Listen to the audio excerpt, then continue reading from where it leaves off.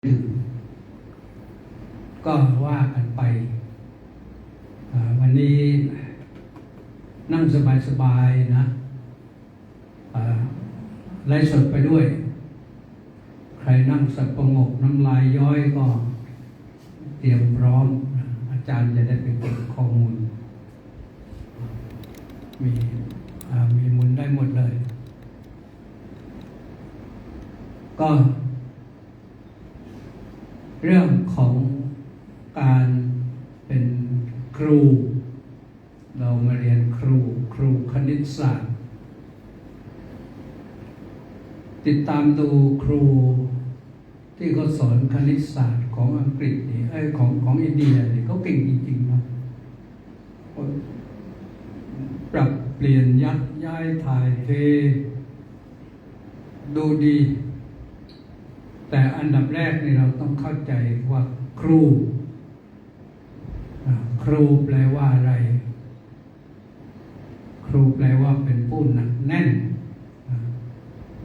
แต่อีกอย่างหนึ่งท่านแปลว่าเป็นผู้ลอยเด่นหมายความว่าเป็นไปนั่งสูงอย่างนี้ใครๆก็เห็นหมดแล้วก็พฤติกรรมอย่างไรคนอื่นเขาก็เห็นนักเรียนทุกคนเห็นหมดแล้วคณะครูบาอาจารย์อื่นๆก็เห็นเราก็เห็นครูอื่นเพราะฉะนั้นในเรื่องของคุณธรรมจริยธรรมพฤติกรรมต้องเตรียมให้ดีครูยุคใหม่ยิ่งต้องยากจริงๆแล้วครูเนี่ยสิ่งที่เราจะต้องทำหน้าที่ก็ว่าไปตามหลักทฤษฎีก่อนนะสิ่งที่เขาให้ไว้ก็ยังใช้ได้อยู่อย่างที่ครูสอนด้วยชายเซ็นเตอร์อย่างนี้แบบชายเซ็นเตอร์เป็นของโบราณมากๆชายเซ็นเตอร์เนี่ย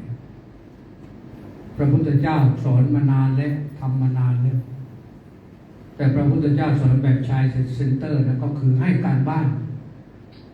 แล้วไปคิดค้นมาก็คือเรื่องของการให้กรรมฐานและพระก็รับกรรมฐานแล้วเข้าป่าไปศึกษากัน3 เดือน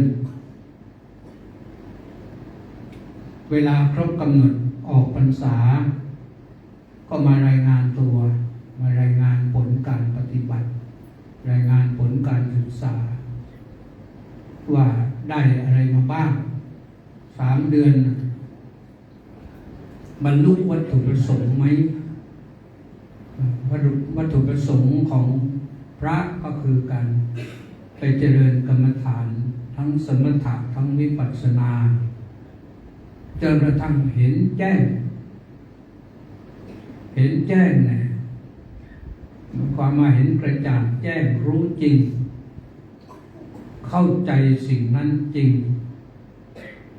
เช่นทรงให้กรรมฐานว่าให้ไปศึกษาเรื่องขันธ์ 5อย่างนี้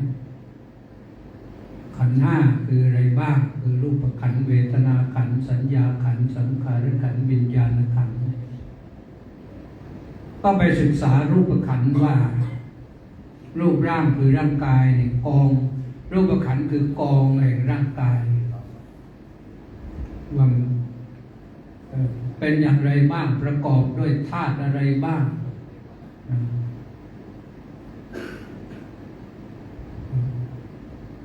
พระก็ไปศึกษาก็มาตอบตรงกันถ้าบรรลุธรรมเห็นแจ้งแล้วจะมาตอบตรงกันว่าได้เห็นว่าร่างกายนี้ประกอบด้วยธาตุ4คือดินน้ำไฟลมที่เป็นก้อนๆแข็งๆมันนั่งได้กันอยู่นี่เพราะธาตุดินมันเยอะแต่ว่าเยอะตามเหมาะตามสมส่วนแล้วก็เวทนาขันธ์ก็คือเรื่องของความรู้สึกที่เราใช้ในแวดวงการศึกษาว่าตัว emotion คือควบคุมอารมณ์นี้ให้ได้เพราะว่าพอเราบอกอยู่ในหมู่คณะนี่มีความรู้สึกอย่างหนึ่งพอไปนั่งเดียวๆขึ้นมาก็มีความรู้สึกอีกอย่างหนึ่งมันอ้างว้างเปล่าเปลี่ยวเดียวดายเกิดความขลาดความกลัวขึ้นมาก็ได้จะเข้าป่ายิ่งบอกกลางค่ำกลางคืนนี่ความมืดก็มาที่จริงจะมืดจะสว่างก็นั่งที่เดิมมันก็เหมือนกันนั่นแหละแต่ความรู้สึกมันต่างกันไปความรู้สึกว่าน่ากลัวความรู้สึกว่าไม่น่ากลัวมันก็มีกองสัญญาก็คือความจำใครจำได้ดีก็ดีใครจำได้ไม่ดีก็ดีแต่พัฒนาได้นะความรู้สึกก็พัฒนาได้ความจำก็พัฒนาได้อีกอย่างหนึ่งกองสังขารสังขารนี้ไม่ใช่ร่างกายสังขารก็คือสิ่งต่างๆที่มาประกอบกันอยู่ในจิตก็เรียกอีกชื่อหนึ่งว่าเจตสิกเจตสิกคือสิ่งที่เกิดที่อยู่กับจิตเกิดพร้อมกันกับจิตดับไปพร้อมกันกับจิตพระท่านสวดว่าเอกุปาลนิโรธาจาเอกาลัมบนาวัตถุการเอกุปาทะเกิดขึ้นพร้อมกันกับจิตเอกานิโรธะดับไปพร้อมกันกับจิตเอกาลัมบนะมีอารมณ์อย่างเดียวกันกับจิตเอกวัตถุกามีเรื่องให้คิดอย่างเดียวกันกับจิตนั่นเรียกว่าเจตสิกมีชื่อเรียกอีกอย่างหนึ่งว่าสังขารแต่ถ้าเจตสิกเนี่ยท่านใช้ว่าท่านบอกว่ามี50อย่างเลยถ้าพูดว่าสังขารนี่มี52คือรวมตัวข้างต้นเข้ามาด้วยก็คือเวทนาและสัญญาแล้วพอไปถึงกองสุดท้ายก็คือกองวิญญาณบางทีเราไม่เชื่อว่าวิญญาณมีกันเพราะเชื่อฝรั่งบอกว่าวิญญาณไม่มีหรอกมีแต่สมองแต่ขอให้เข้าใจว่าฝรั่งยังคิดค้นไม่ถึงเขาหาอยู่วิญญาณบางทีเรียกว่าจิตแต่เรียกว่าวิญญาณอย่างเดียวหมายถึงความรู้ที่เกิดทางตาหูจมูกลิ้นกายใจก็เรียกว่าจักขุวิญญาณโสตวิญญาณฆานะวิญญาณชิวหาวิญญาณกายวิญญาณมโนวิญญาณความรู้ที่เกิดทางตาเนี่ยหูไม่รู้เรื่องนะความเกิดทางหูที่ตาก็ไม่รู้เรื่องเช่นเสียงเกิดขึ้นทางหูเนี่ยเราจะไม่รู้ว่ามันสวยไม่สวยเสียงหรือความรู้เกิดทางจมูกกลิ่นมันหอมหรือกลิ่นเหม็นหูก็บอกไม่ได้ว่ามันหอมหรือมันเหม็นเพราะหูมีหน้าที่ฟังเสียงไพเราะหรือไม่ไพเราะเป็นต้นแต่ละอวัยวะตาหูจมูกลิ้นกายใจนี่เขาทำหน้าที่ต่างกันหน้าที่ใครหน้าที่มันก็รู้จักแบ่งเรื่องแบ่งราวดีแต่พระพุทธเจ้าให้การบ้านนักเรียนของพระองค์ไปศึกษาอย่างนี้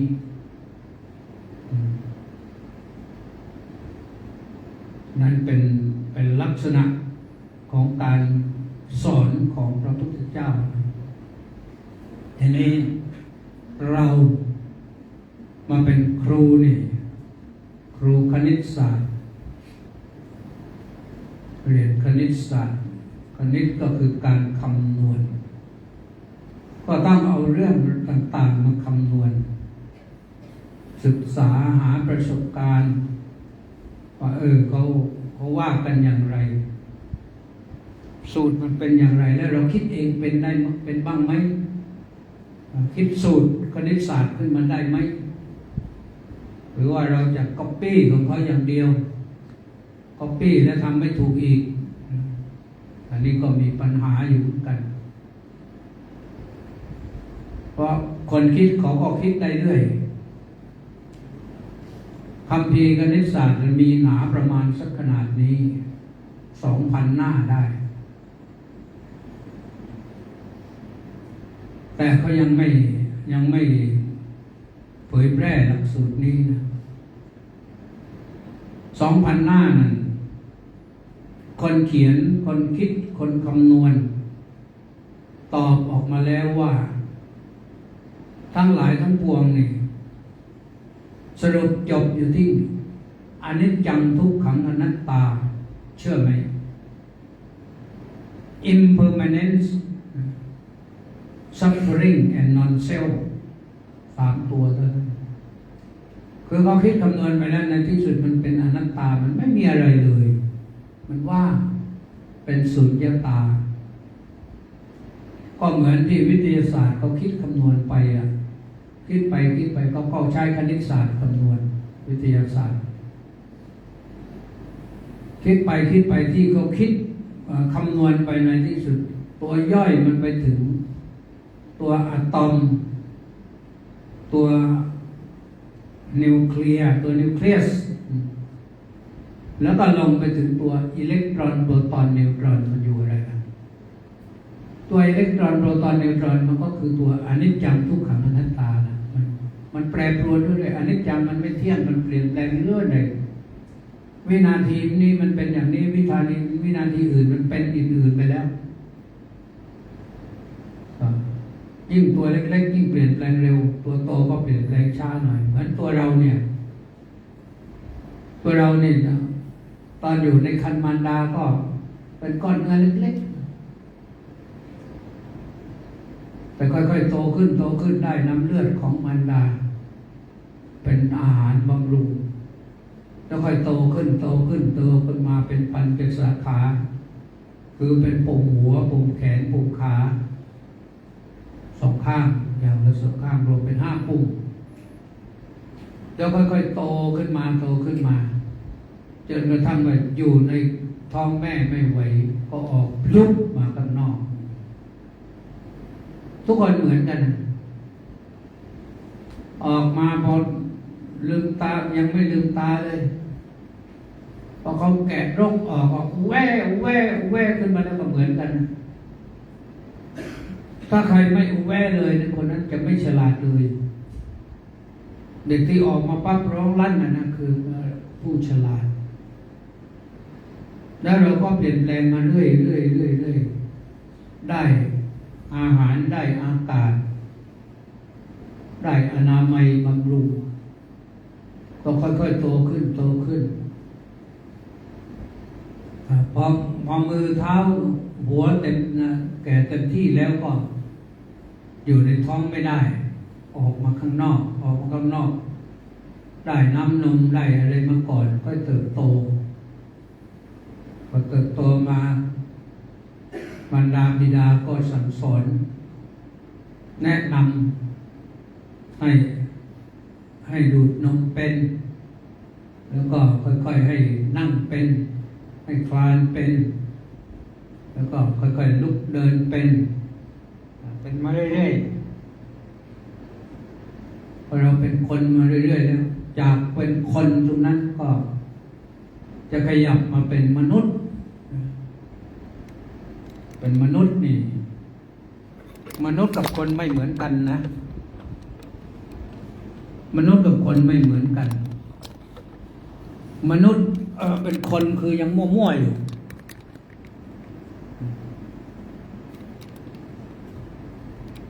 เป็นคนยังมั่วๆอยู่ทำอะไรมั่วๆไปเพราะไม่รู้แต่พอเป็นมนุษย์แล้วเริ่มเป็นแล้วจิตใจสูงแล้วพอมาได้ศึกษาเราเรียนเราก็ค่อยเก่งขึ้น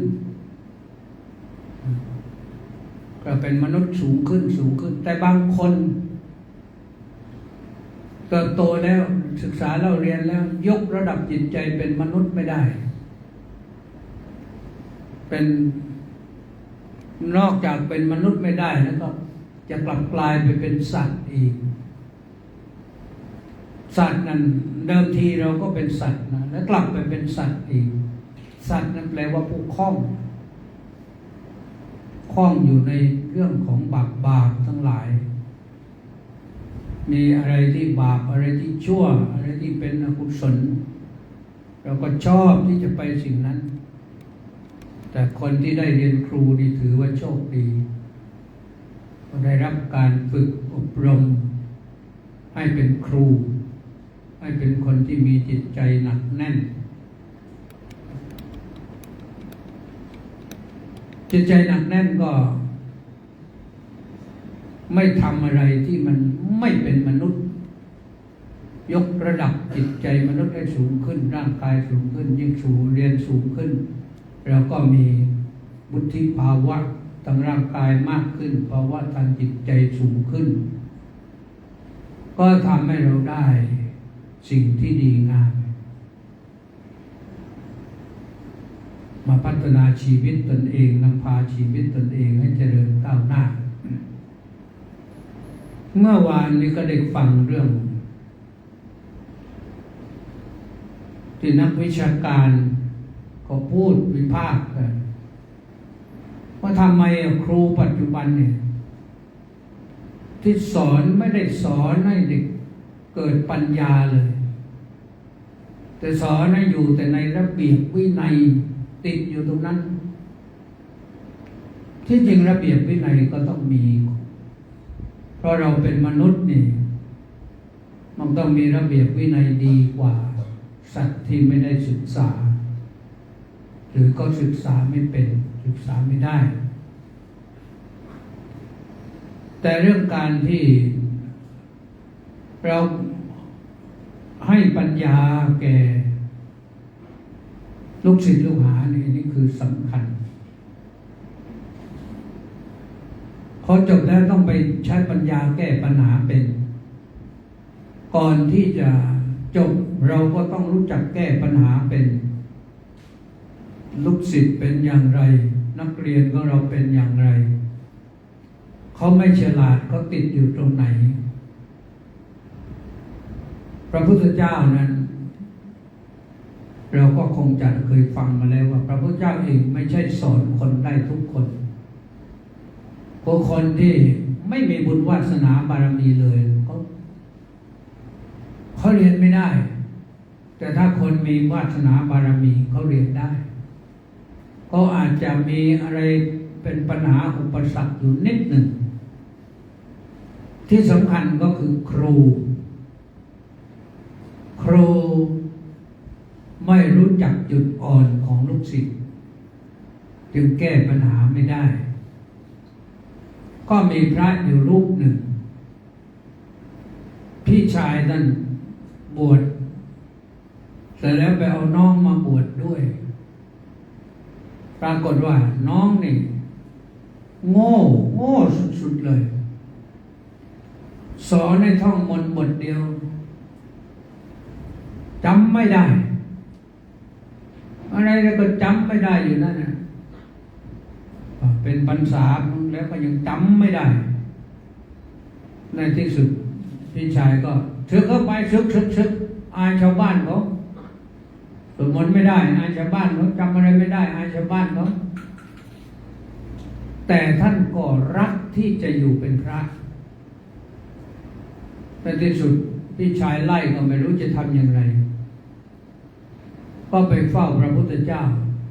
คือจะไปลาศึกกันแหละพระพุทธเจ้าสอบถาม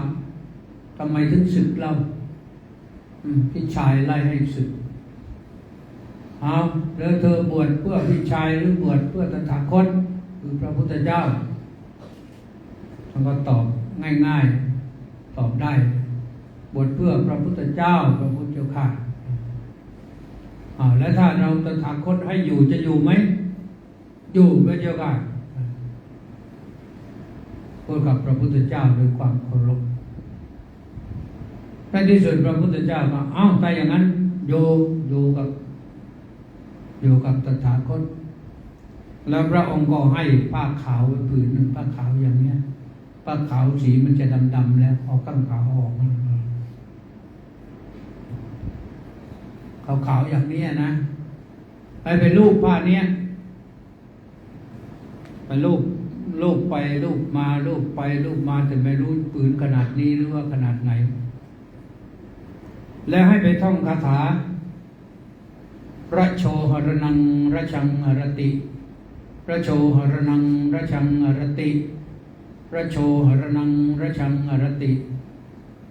แต่เป็นรูปตั้งแต่เช้าเราถึงเพลนะว่างั้นหรือว่าจากหลังเพลไปถึงเย็นไม่รู้รูปไปรูปมายกขึ้นมาดูเอาผ้าขาวมันเปลี่ยนเป็นสีดำไปแล้วเห็นความแปรปรวนของผ้าขาวพอเห็นความแปรปรวนอย่างนั้นแล้วก็น้อมนึกเข้ามาในร่างกายของตัวเองร่างกายของเราก็เป็นอย่างนี้เหมือนกันนี่นะจากที่อาบน้ำมันสะอาดมันก็สกปรกถึงตอนนี้เหงื่อใครมาก็เช็ดไปตรงไหนก็ดำแล้วมันเป็นมีขี้ใครออกแล้ว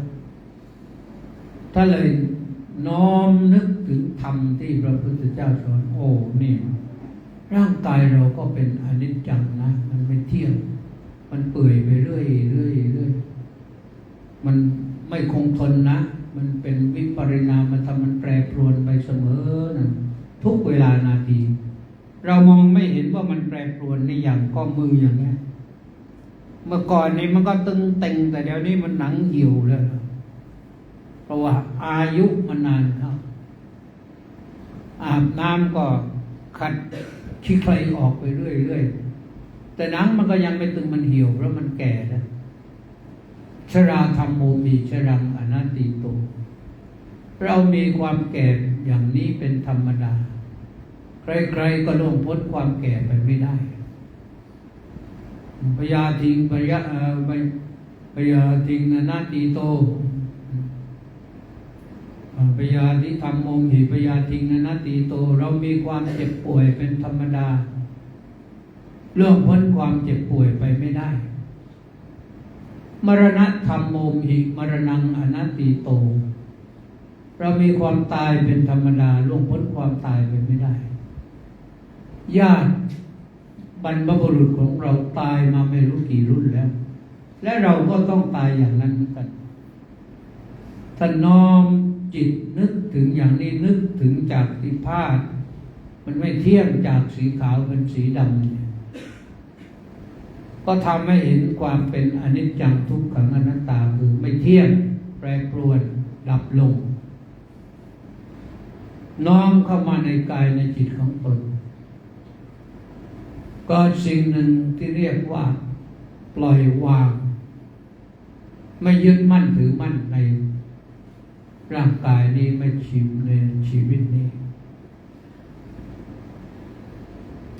สว่างแจ้งกันเลยท่านได้บรรลุธรรมเลย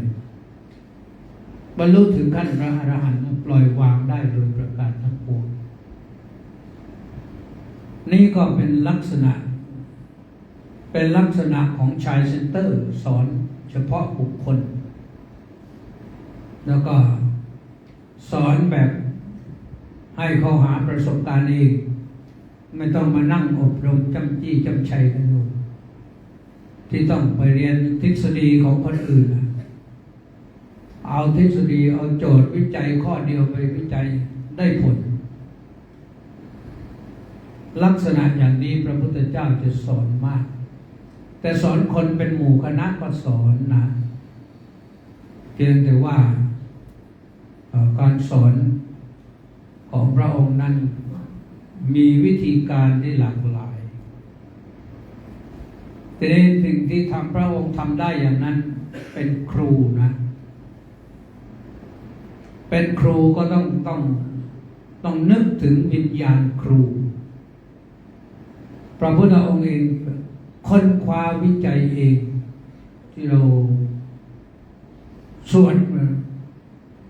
อิติปิโสภะคะวาอะระหังสัมมาสัมพุทโธวิชชาจารณสัมปันโนสุขโตโลกวิทู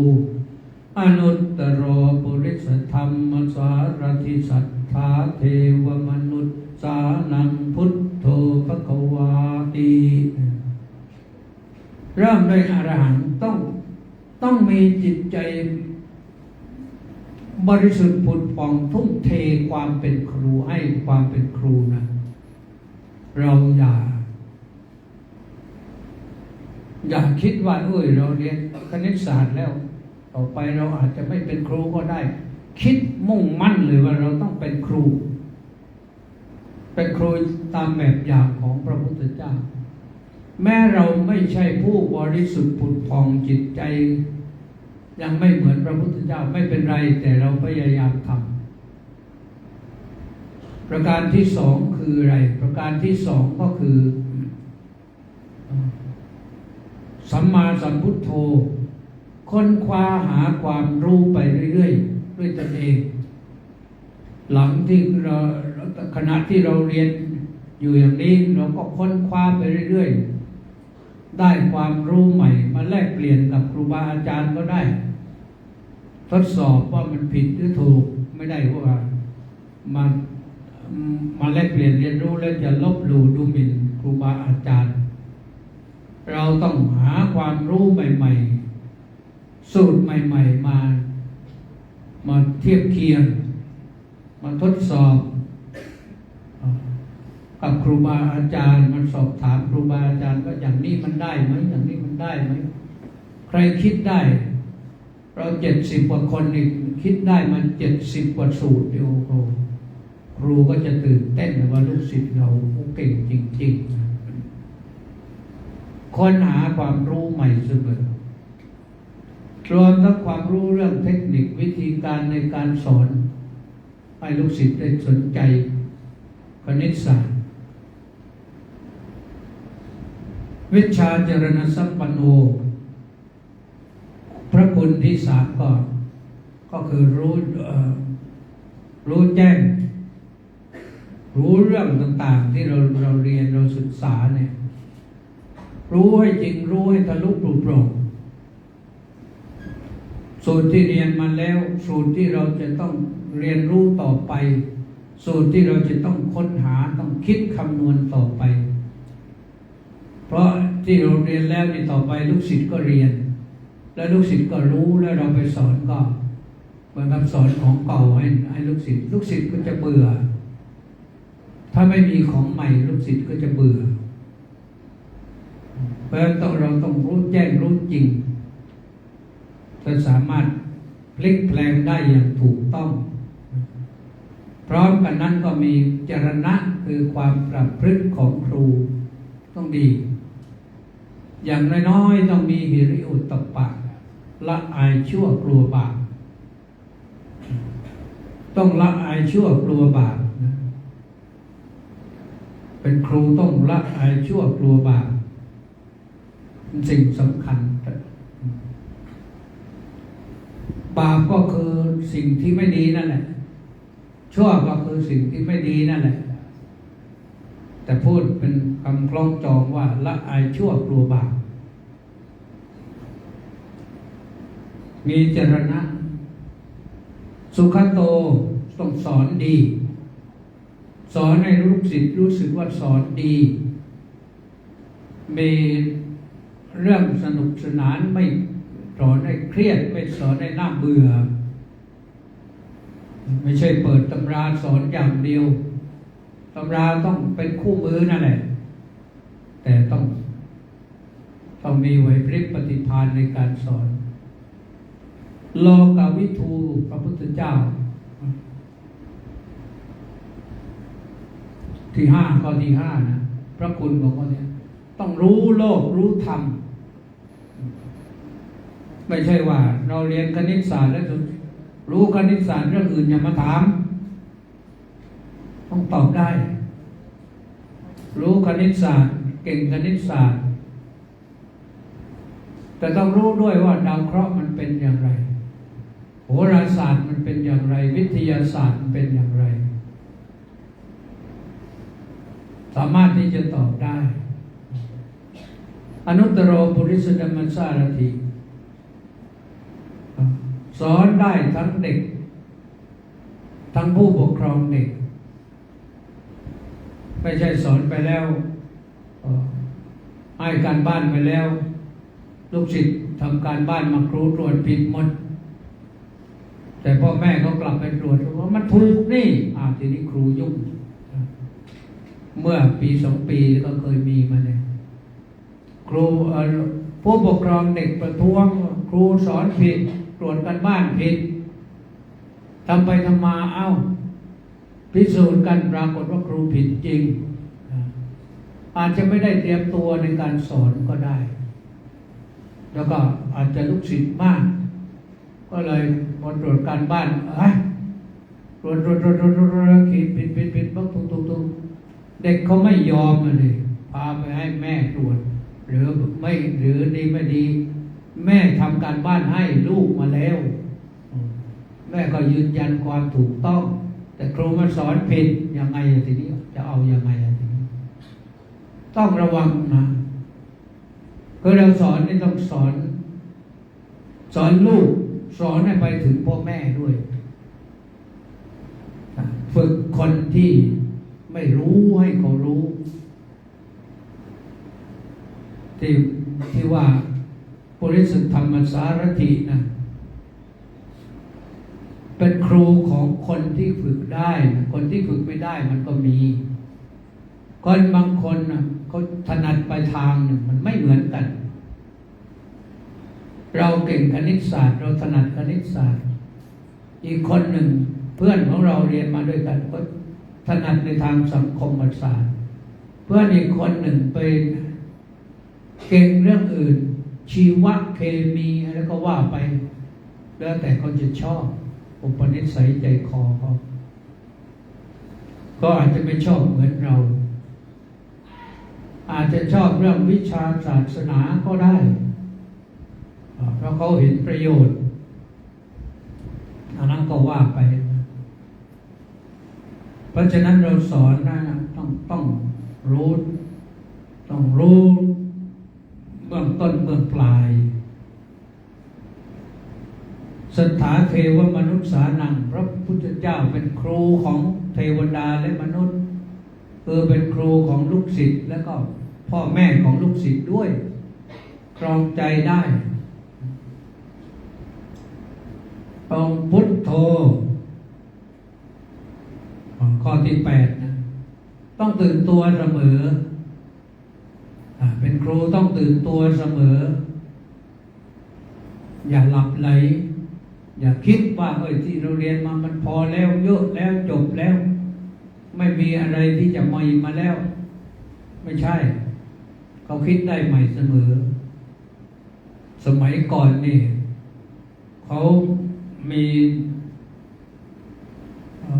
เส้นเทปยาวๆม้วนหนึ่ง2-3 ชั่วโมงเปิดเพลงลูกทุ่งมั่งลูกกรุงมั่งต่อมาเขาพัฒนาเป็นเทปคาสเซ็ต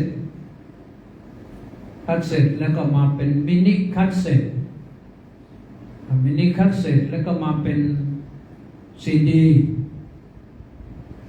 แล้วก็มาเป็น VCD ก็แล้วก็มันเป็น DVD นี่มันพัฒนาโทรทัศน์ในเมื่อก่อนก็มีขาวดำแล้วก็มาสีแล้วก็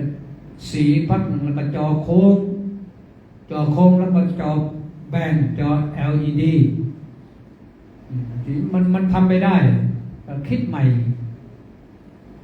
ที่สิ่งเหล่านี้เขาคิดใหม่ดังนั้นนะไม่ใช่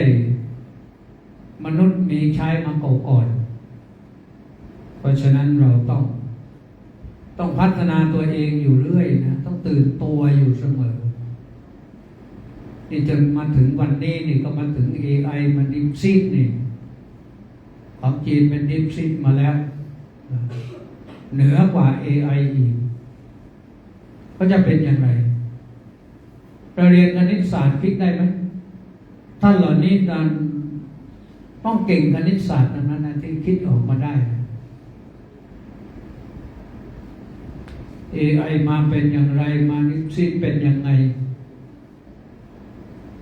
ไกลลิบแล้วแต่มันไม่ใช่สุดนะเรื่องวัตถุนี่มันไม่สิ้นสุดคิดต่อยอดได้เรื่อยเป็น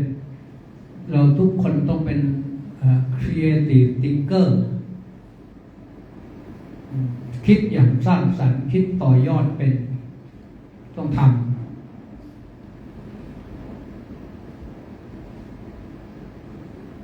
ำให้ได้นะถ้าเราต่อได้แสดงว่าเรามีความเก่งในตัวนะเพราะฉะนั้นก็ขอฝากไว้นะว่าเราต้องคิดไปสุดท้ายนั้นเมื่อเรารู้มากแล้วพอแล้วนี่ดีแล้วนี่ไม่ใช่พอดีแล้วนี่ต้องรู้จักจำแนกแจกแจงให้ลูกศิษย์ลูกหาได้มีความรู้ความเข้าใจที่ชัดเจนแล้วลูกศิษย์สามารถที่จะถามเราได้ทุกคนถามได้แล้วก็เราก็ตอบได้เป็นสิ่งที่ดีที่สุดจึงย้อนกลับไปที่ว่าครูต้องเป็นผู้หนักแน่นครุนี่แปลว่าหนักตอนหลังนี่คำว่าครุนี่หลังจากที่เขาแข่งขันฟุตบอลโลกหรืออะไรที่อเมริกาใต้เนี่ยทางโน้นเขาปรมาจารย์ที่วิเคราะห์ฟุตบอลเนี่ยทางโน้นเขาเรียกกูรู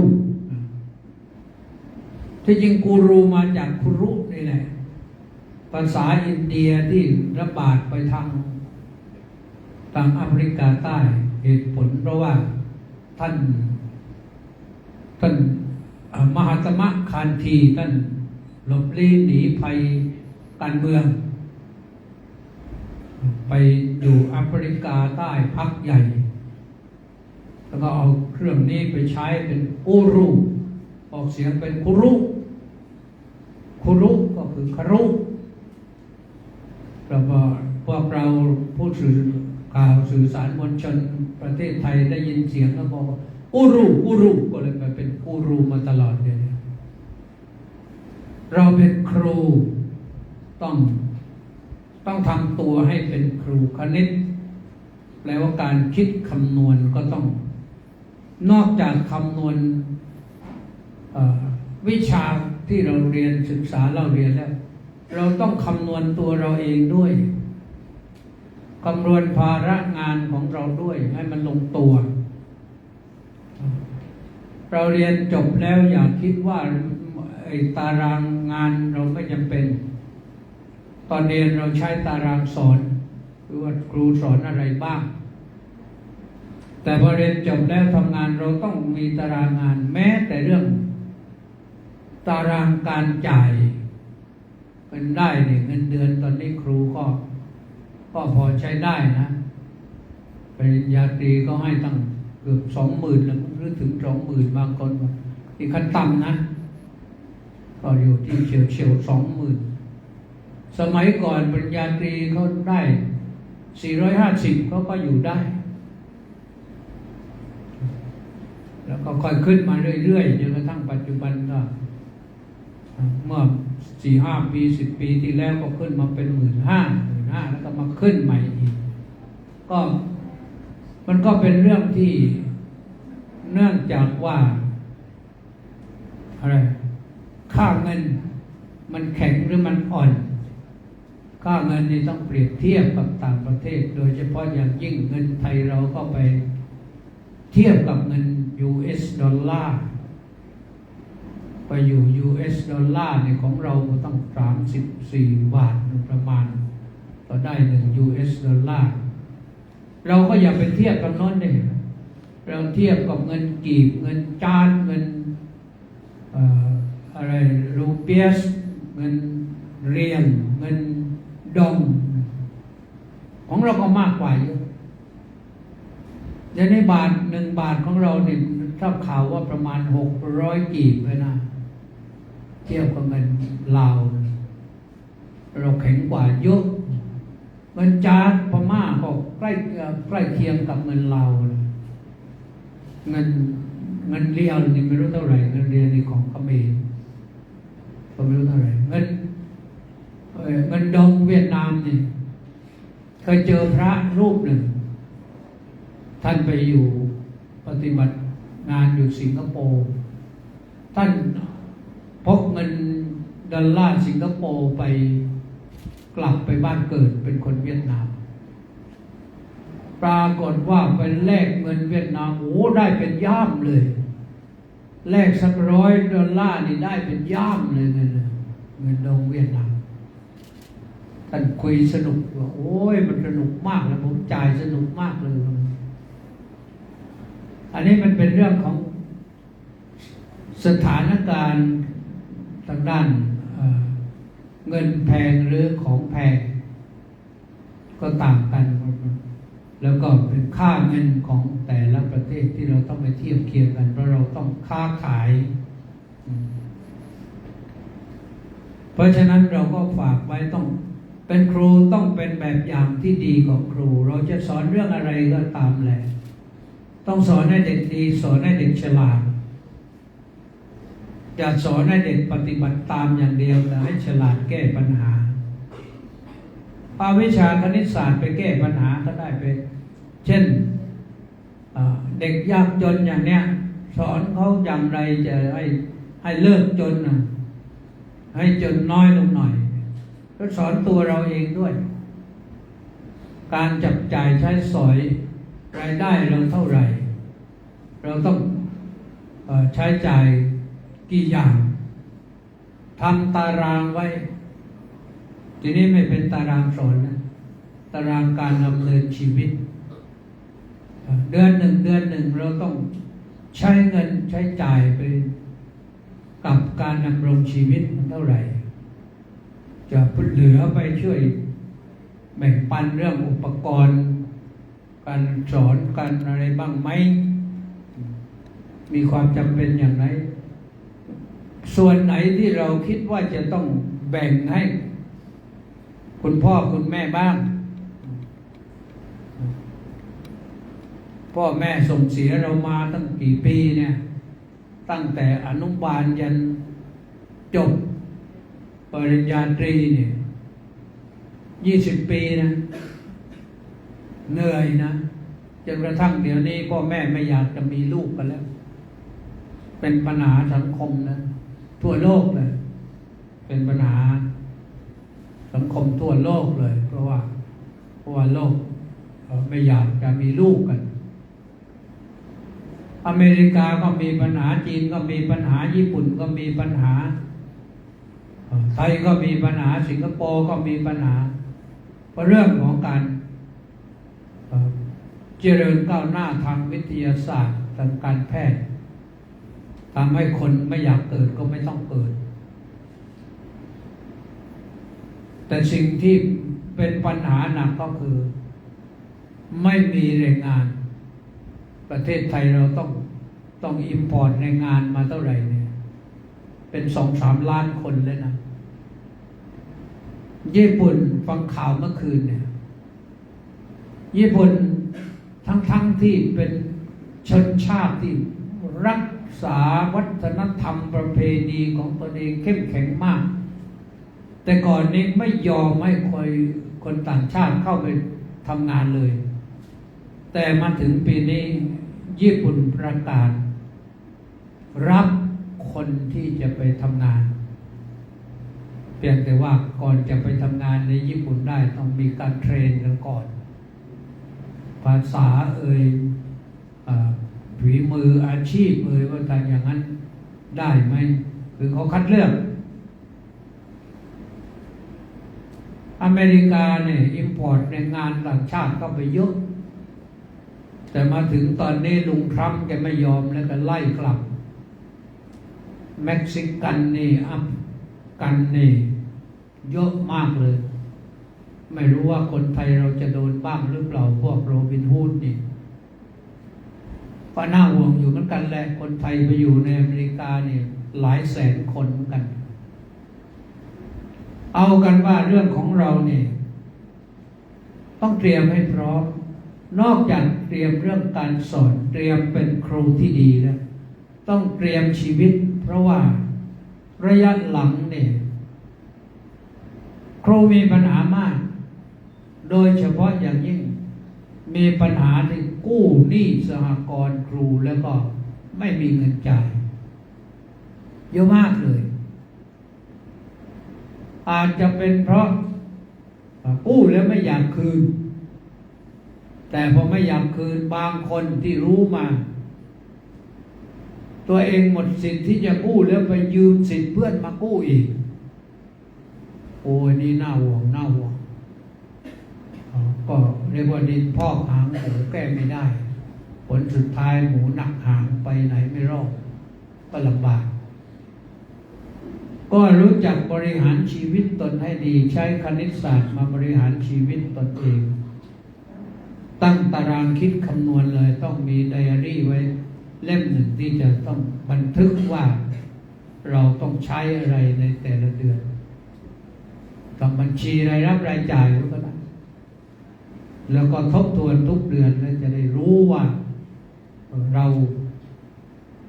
จ่ายเกินหรือเปล่าเวอร์ไปหรือเปล่าก็ขอฝากไว้ครูนั้นเป็นคนที่ดีของสังคมเป็นผู้ที่ศิษย์จะเคารพนอบน้อมนับถือเด็กดีต้องเป็นสอนลูกศิษย์ให้ดีด้วยเราต้องเป็นคนดีต้องเป็นแบบอย่างที่ดีสอนให้ลูกศิษย์ดีรู้จักสัมมาคารวะมีความเคารพนอบน้อมมีรู้จักระเบียบวินัยดีอันนี้แหละครูจะได้ชื่อว่าได้เป็นครูที่ดีมีเกียรติยศชื่อเสียงหน้าที่การงานก็จะดีแล้วก็จะได้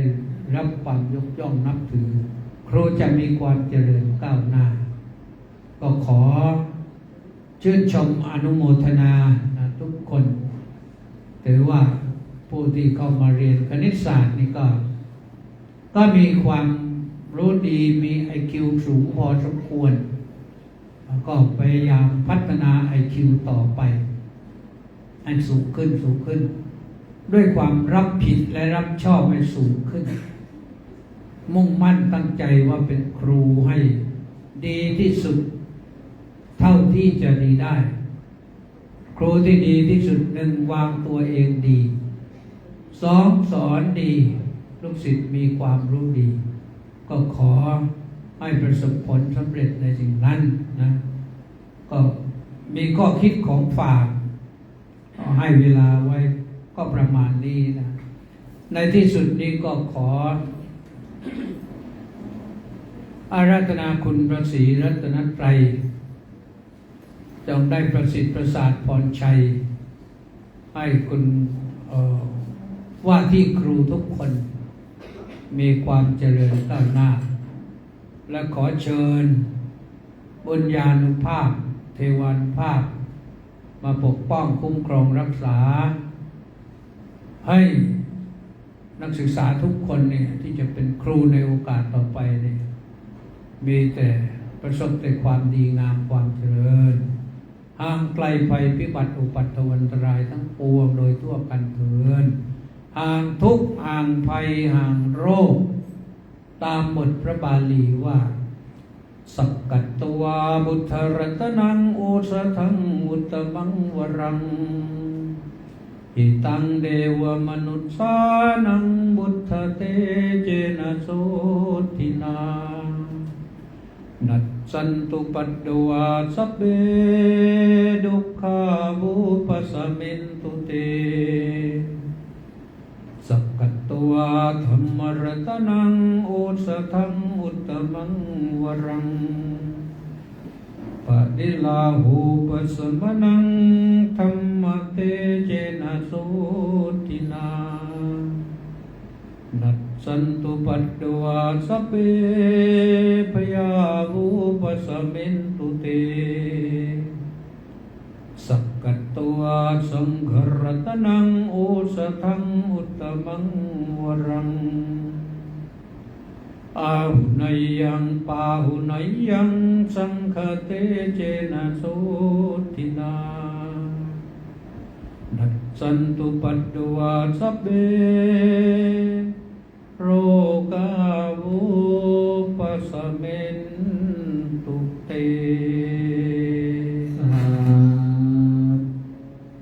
ดังๆสาธุดังๆ3 ครั้งพร้อมกันครับ